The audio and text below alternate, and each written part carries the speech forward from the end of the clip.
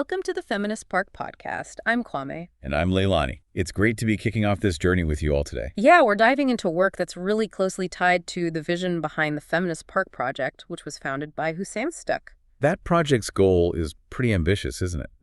Imagining these truly equitable public spaces, starting with the idea for an intersectional feminist park right here in Berlin. Exactly. And this podcast, well, it's kind of an extension of that.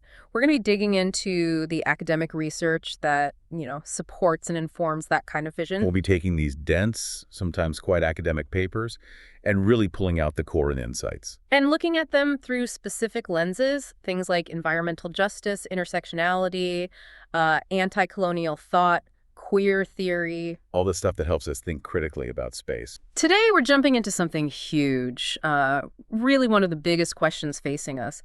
How do we actually get the next generation ready for the world they're inheriting? I mean, you look around climate change, massive social inequality, conflicts. It's a lot. These aren't just headlines, right? This is the reality they're growing up in. And here's where it gets really interesting. UNESCO put out this report back in 2021, called it A New Social Contract for Education. Pretty bold title. And they basically said, look, we're at a turning point. Education is the key. Not a key, the key to a sustainable future. But that immediately makes you ask, doesn't it? Is the education we have now actually doing that job? Is it giving students what they genuinely need? Or is it, falling short? Maybe even making them feel a bit powerless. And that's exactly the core issue we need to unpack today. What's so fascinating, I think, is that the answer isn't just about, pointing out all the problems. We're pretty good at that already. Yeah, maybe too good sometimes. Right. It's more about how we foster positive action, how we empower people. And that's really the promise behind something called the Handprint Initiative. Okay. Handprint. Yeah, think of it like this. Yeah. We all know about our environmental footprint, right? Our negative impact. How much we consume, waste, emit. Sure, that's everywhere. Carbon footprint calculators, the whole thing. Exactly. The handprint flips that narrative. Yeah. It focuses on the positive mark we can make, the solutions, the good things we do.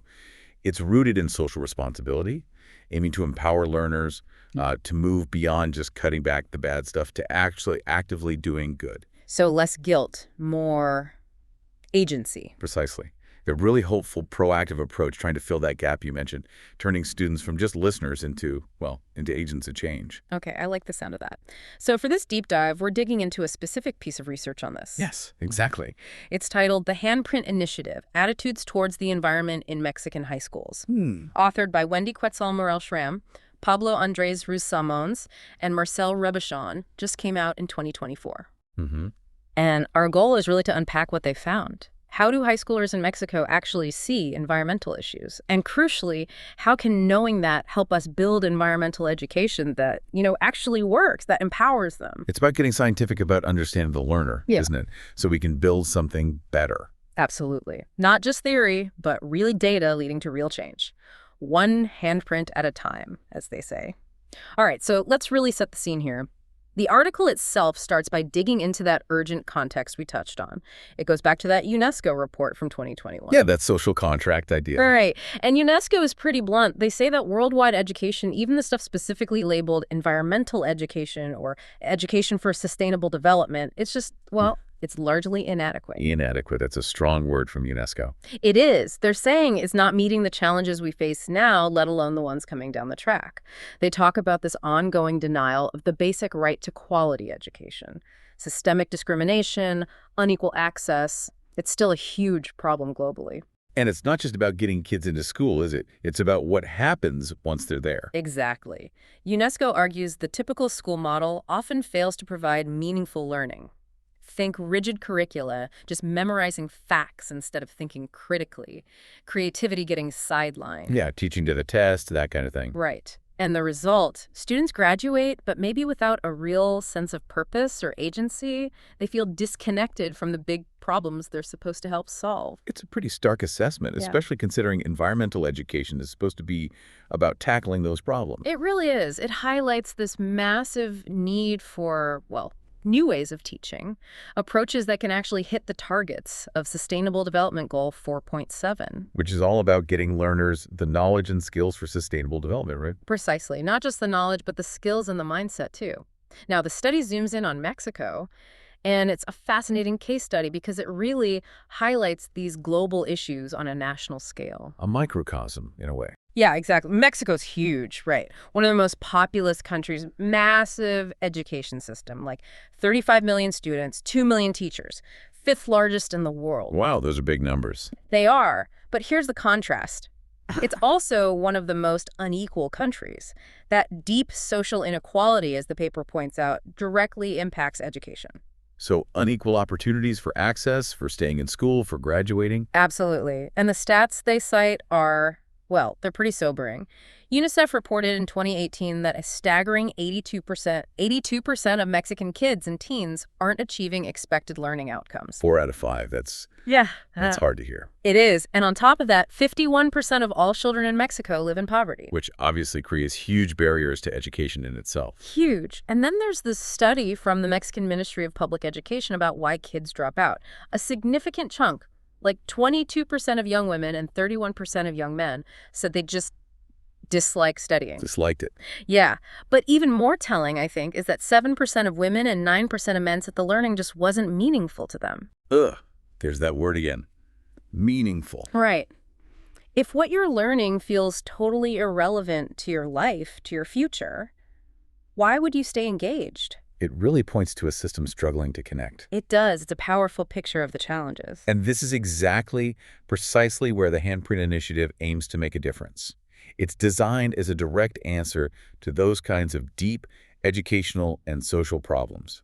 Its whole basis is this idea of social responsibility, that educators and learners both need to be active participants in shaping society. So it's not just about learning facts about society, but learning how to change it. Exactly. The main goal is empowerment, to empower teachers and students so they increase their social engagement, so they become, and I love this phrase they use, change makers for our common future. Change makers, okay. It's not just talk. It's a strategy using education to build a generation that actively shapes their world. And the beauty of it, I think, is how directly it feeds into that Sustainable Development Goal 4.7 we mentioned. Well, SDG 4.7 is all about learning in and with the world. It focuses on building these key competencies needed for sustainability. Right. Those skills beyond just knowing stuff. Exactly. Things like systems thinking, seeing how everything is connected, the big picture. Like understanding how cutting down trees over here affects rainfall way over there. Precisely. Then there's anticipatory competency, thinking about the future, different possibilities, and how to prepare. Normative competency, understanding the values, the ethics, what should guide us towards sustainability. What's right and wrong in this context? Yeah. Strategic competency, how to plan and actually make change happen, turning ideas into reality. Practical skills. Very practical. Collaboration competency, working together, especially with diverse groups. Crucial. Critical thinking, questioning things, not just accepting information, digging deeper. Definitely need more of that. Always. Self-awareness, understanding your own role, your own biases, your own impact. And finally, integrated problem solving, finding solutions that work across different areas, holistic solutions. Wow, okay.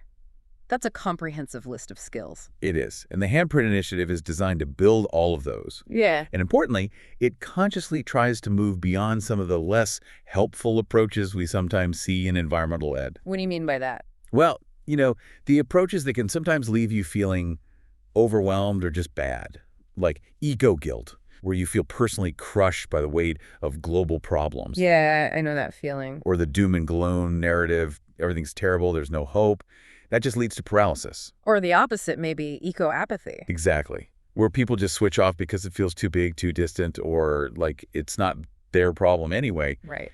Handprint aims to counter all that, to inspire agency, to build hope, to make people believe that positive change is possible and they can be part of it. And that leads us right back to the specific goal of this research paper by Morel and her colleagues, to use their Handprint instrument, this survey tool on a large scale, to really pinpoint the specific attitudes Mexican high school students have towards the environment. So diagnose first, then treat, essentially. Understand where they're starting from. Precisely. You need to know the starting point before you can guide the journey effectively. Okay, so let's boil it down. What's the core problem this article is really getting at? It seems to be this major gap, right, between this urgent need for sustainable development, a healthy planet, fair societies, and an education system that often doesn't give students the tools. Not just the knowledge or even the skills, but crucially, the right attitudes, the mindset for change. Exactly. You can know all the facts about climate change, but if your underlying attitude is one of apathy or hopelessness, Then nothing changes. right, the action doesn't follow. So the key argument here is that understanding these attitudes, really getting inside what students think and feel, is step one. It's foundational. It has to be. You can't design effective education without knowing who you're designing it for, psychologically speaking. Understanding their attitudes allows you to create something that's genuinely meaningful, truly empowering. Something that resonates. Yes. And ultimately leads to real, creative, lasting solutions.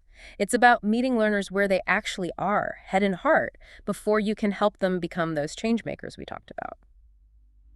Okay, so let's unpack that term environmental attitudes a bit more, because it's key to this whole thing. But we often throw around words like values, perceptions, attitudes, maybe without thinking too much about the differences. That's a really important point. They aren't the same, and understanding the hierarchy helps. At the very base, the deepest level, you have values. Okay, values, like core beliefs. Exactly. Your enduring beliefs about what's important, what's desirable, what should guide life, like honesty or security, or in this context, maybe protecting nature or equality. They're like your internal compass. Got it. The fundamentals. Then building on that, you have perception. This is how you interpret the world through your senses, how you make sense of reality. It's how you experience things, and, importantly, how you assign meaning and make judgments based on your values and beliefs. So how you see things is shaped by what you already believe. Absolutely. It's an active process. If you value community, you might perceive a new housing development differently than someone who primarily values economic growth. Okay, so values perception, then attitudes. Precisely. An attitude is your overall evaluation, positive or negative, towards something specific. An object, a person, an issue, like climate change or recycling or a particular politician. It's your reaction, your stance. Yeah, your predisposition to value it in a certain way and, crucially, to act in a certain way towards it. And attitudes themselves have like 3 parts that work together. 3 parts, okay. Yeah, researchers often talk about the cognitive component. That's what you think or believe about the attitude object. The facts, the opinions you hold. Recycling reduces landfill waste. Makes sense. Thoughts? Then there's the affective component. That's what you feel about it. Your emotions, your moods, your preferences. I feel good when I recycle. Or thinking about landfill makes me anxious. Feelings. Got it. And finally, the behavioral component. This is how you act or intend to act. I always sort my recycling. Or I plan to buy products with less packaging. Your actions or your readiness to act. Think, feel, act, cognitive, affective, behavioral. You got it. Those 3 together make up the attitude. So putting that all together, environmental attitudes are basically our overall positive or negative mix of beliefs, feelings, and intended actions towards environmental issues. Exactly that. It's the whole package of how we relate to the environment, both inside our heads and in our actions. It's not just knowing about a problem, but how you feel about it and what you're prepared to do. And that holistic view is why this handprint idea is so powerful and why it's really taking off. It wasn't just dreamed up overnight, you know. It was formally launched back in 2007. Oh, so it's been around a while. Yeah, at a big UNESCO conference on environmental education in India. It came out of this feeling that, okay, measuring our negative impact, our footprint is important, but we need something more. Something positive. Exactly. Something action-oriented to really spark change. The handprint is designed specifically to complement the footprint. So they work together. Ideally, yes. If the footprint is the shadow you cast, your consumption, waste, emissions you shine, the handprint is the light you shine, the positive actions you take. Okay, I like that metaphor, shadow and light. It focuses entirely on the good things, the solutions we create, the positive steps we take towards sustainability. And that positive focus is so crucial because it builds motivation, right? It sparks creativity, taps into that idealism, encourages people to actually do things. Instead of just feeling bad about their footprint. Precisely. It represents what some call action competence, having the skills and the drive to actually make a change happen. So it shifts the focus from eco-anxiety to eco-action. Beautifully put, yes. It moves us beyond just minimizing harm to actively creating good. So the handprint is really defined as this solution-oriented approach. It pushes for systems thinking, seeing the connections, and it directly promotes positive action, both individually and collectively, for sustainable development. Building a better future, not just avoiding a worse one. Exactly. It's about empowerment through tangible, positive contributions. Okay, that gives us a really solid grounding in the concepts. So let's get back to this specific study in Mexico. How did they actually go about measuring these attitudes? You mentioned a survey. Right. They did a pretty extensive survey. The participants were high school students in Mexico City. Yeah, 5,269 students, which is a really large sample size, gives the findings a lot of weight. And from different types of schools? They included students from 13 different high schools, public, private, traditional ones, even some alternative institutions. So a real mix. That's good. Gets a broader picture. Definitely. And the ages range from 11 to 20, though the biggest chunk, nearly half, were 15-year-olds. A key age for forming views. Absolutely. Most were from public schools, which reflects the reality in Mexico City, and slightly more females than males participating. And many were first-year high schoolers. Yeah, about 68%. So you're getting a snapshot of attitudes relatively early in their high school experience. Okay, and the tool itself was this handprint instrument, a 19-item questionnaire. Yep, 19 statements designed to tap into different facets of environmental attitudes. And they used a Likert scale, like strongly agree to strongly disagree. Exactly, a 5-point scale, which is great because it lets you see nuances, right? Not just yes, no, but degrees of agreement or disagreement. It gives you a richer understanding of their views and feelings. So they gathered all this data from over 5,000 students, and then they used a statistical technique called Principal Component Analysis, PCA. Okay, PCA. What does that actually do in simple terms? Think of it like a pattern finder. You feed it all the survey responses, and it looks for underlying structures. It identifies groups of questions that students tended to answer in similar ways. So it reveals the main themes or factors driving the responses. Exactly. And in this study, the PCA found a pretty clear structure. It identified 5 main components or factors. 5 key attitudes. Right. And together, these 5 factors explained almost about 49% of the variation in how students answer the questions. Wow, that's quite significant. Nearly half the differences explained by just 5 underlying attitudes. It is. It suggests these 5 attitudes are really important for understanding how these students think and feel about the environment. Now, what's really interesting is that these 5 factors weren't exactly the same as categories identified in some older studies. Oh, like they found different things. Sort of. Earlier work, like from Vasquez and Manicero, had categories like ecocentrism, apathy, pessimism, naturalism, scientism. But Morel, Schramm, and her team looked closely at the specific questions loading onto each factor in their data from these students. And they felt different labels fit better. Exactly. They redefined the attitudes to better capture the specific meaning and nuances they were seeing in the Mexican high school context.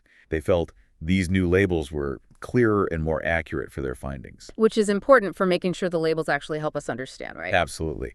And they also did technical checks, like looking at Cronbach's alpha and KMO statistics. Which basically tells you if the survey is reliable and valid, if it measures what it's supposed to consistently. Precisely. And their results showed improvements over previous instruments, suggesting this modified handprint instrument is a pretty robust tool. We can have good confidence in the 5 attitudes they identified. Okay, so shall we dive into those 5 key attitudes they found? Yes, absolutely. Let's unpack them one by one. What's the first one? The first one they identified is environmental sensitivity. Environmental sensitivity. Okay, what does that involve? This one really focuses on the individual sense of connection and responsibility, and also their community's role. It's about feeling like you can actually make a difference. So a sense of personal agency, and maybe optimism. Exactly. It's empowered, hopeful. The survey items that strongly reflected this attitude were things like, I can personally influence what happens with the environment. Direct sense of empowerment there. Yeah. And we can still find solutions to our environmental problems. That shows belief in collective action, fighting despair. Hope. Definitely. Also, I am optimistic about the future, and I think each of us can make a significant contribution to environmental protection. So it's feeling personally capable, hopeful about solutions, and believing individual actions matter. You've got it. It's that feeling of my actions count, and together we can fix things. It's a really positive, foundational attitude for engagement. Okay, that makes sense. What's the second attitude? Second is ecocentrism. Ecocentrism, I think I've heard this term. It's about nature having value in itself. Precisely. It's the idea that nature has intrinsic value, totally separate from whether it's useful to humans or not. So protecting nature just because it is, not because of what we get from it? Exactly. Preserving it, even if it means sacrificing economic benefits or changing our lifestyles. It's a deep reverence for the natural world. Okay. What kind of survey items tapped into that? Really powerful statements like, nature is sacred and should be left in peace. That's pretty clear intrinsic value thinking. Yeah, sacred is a strong word. It is.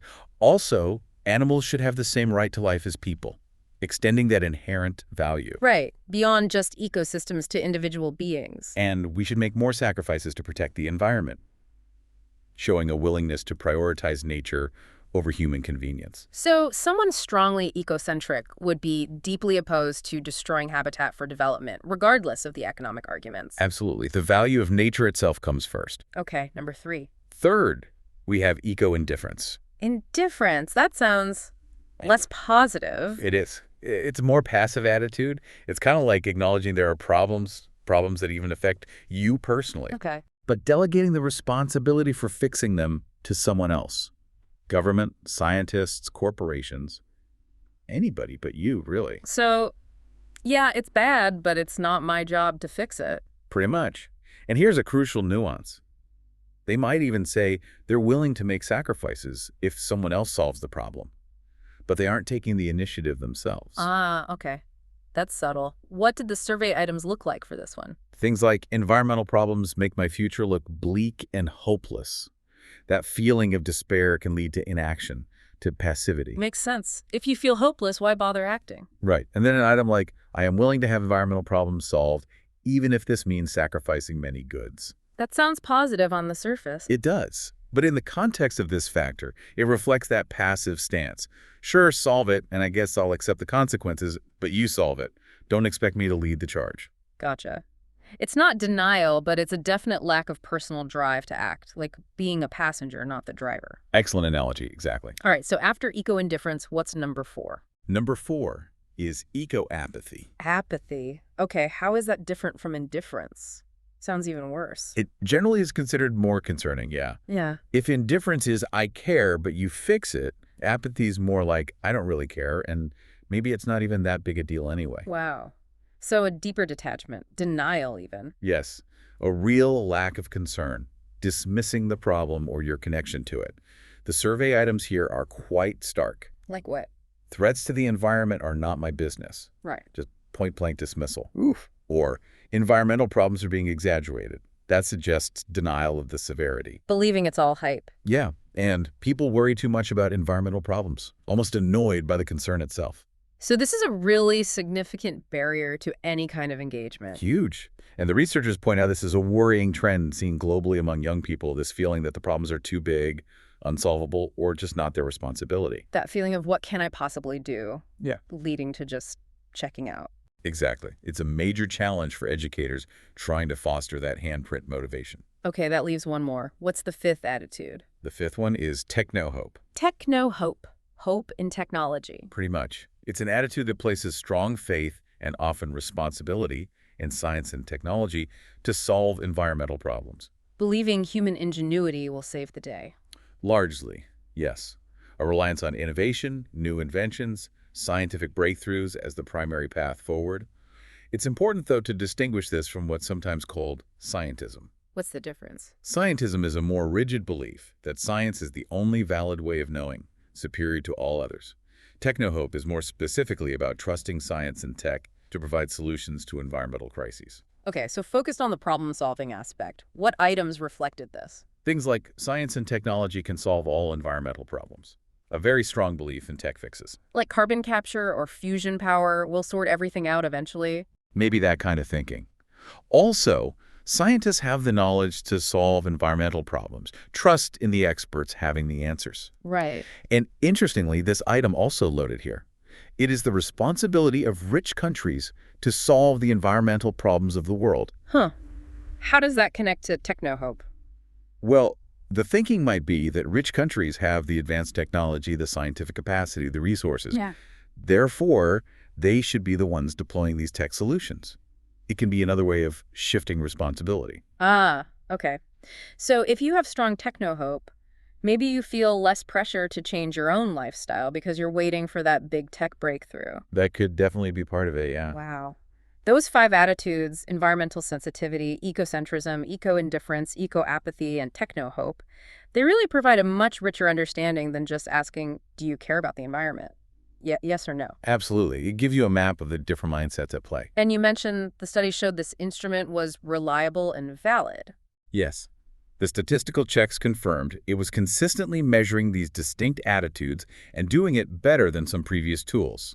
That gives us confidence in using these categories. What really strikes me here is that point about how our view of the future shapes what we do now. It's fundamental. Schreiner and Scheberg highlighted that back in 2004.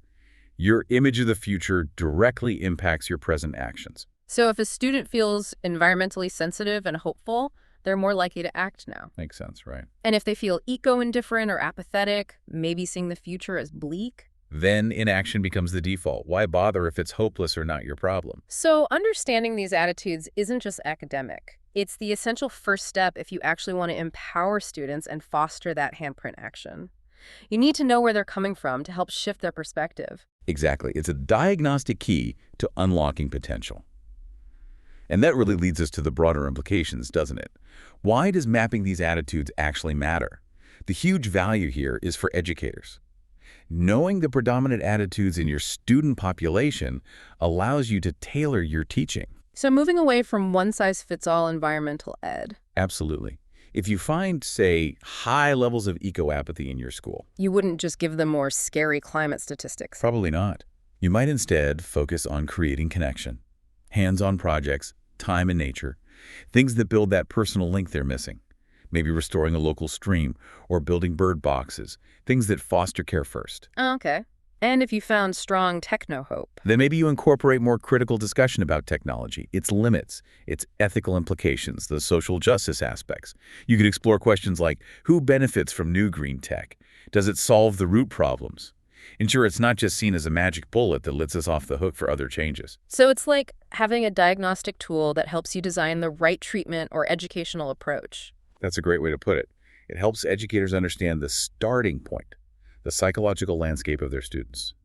Are they indifferent, deeply caring, waiting for a tech fix, waiting for rich countries? And once you know that, You can craft interventions that actually resonate, that address their specific concerns or fill their specific gaps.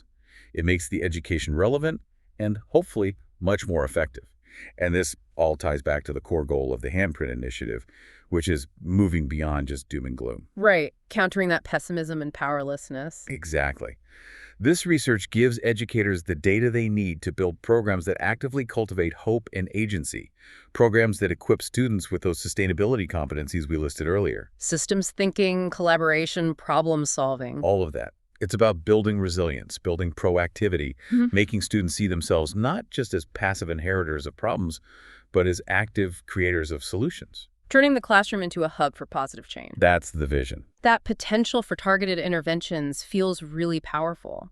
Knowing that, say, eco-indifference is high isn't just a depressing statistic, it's a signal, a call for specific strategies. A call to action for the educator. Yeah, maybe focusing more on local impacts. How does deforestation hundreds of miles away actually affect their water supply or air quality, making the distant feel immediate?